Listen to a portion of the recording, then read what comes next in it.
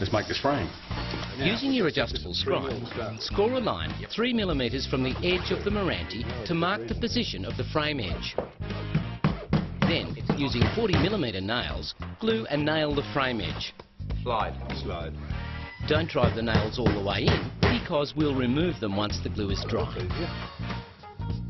It's really important to get the bead lined up exactly on the scribe mark, because when you do your cuts, if it's not, as the joins come together, it doesn't line up and it looks silly.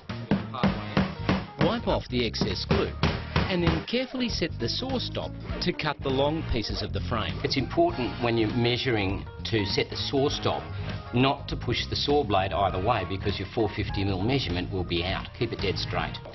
That looks good. Okay, now, I suppose that glue's dry. Once the glue is dry, use a block of wood to protect the edge of the frame and remove the nails. Your miter saw, when you skew it to 45 degrees, actually clicks into place. If it's just out, your cut won't work.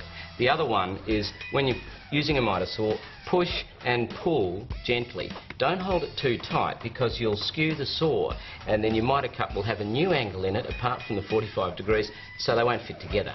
Then, set the miter saw at 45 degrees and cut the first end or waste piece. Slide that through to our stop.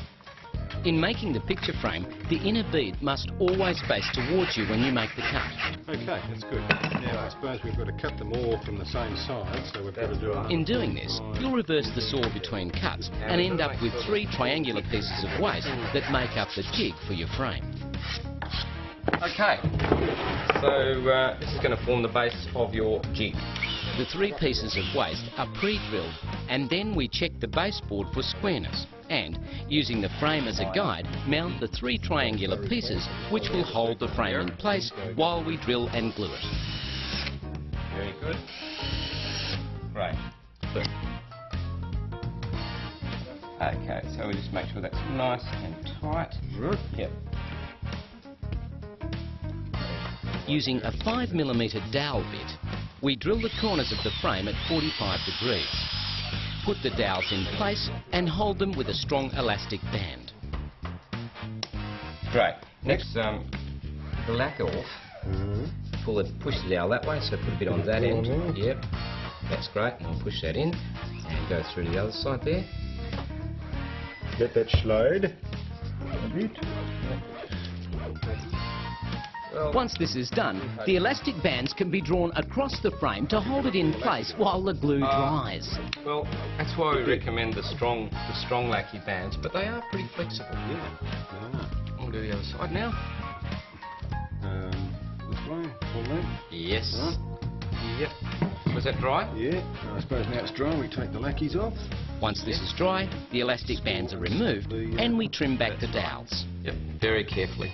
Alright, without damaging yourself. Myself, or you, I suppose. Or me. Or preferably the frame either. Yeah. And then what, sand it back? That's right.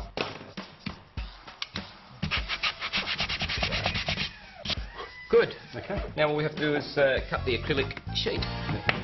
We then mark and cut the acrylic sheet, leaving the protective plastic coating in place. It's got a protective plastic sheet over it, so obviously we'll leave that on until we finish cutting it.